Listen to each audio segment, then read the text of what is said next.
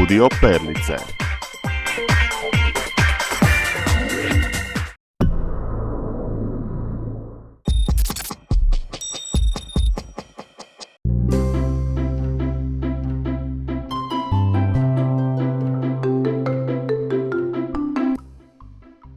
Pozdrav svima, ja se zovem Tatjana i imam 6 godina. Ispričat ću vam nešto o mojoj jučerašnjoj šetnji s bakom i jednom nebeskom iznenađenju.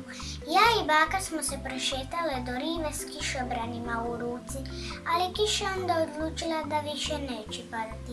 I baš tada je zasjelo sunce.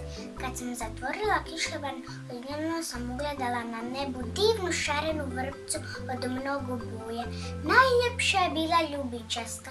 Začudila sam se i razveselila.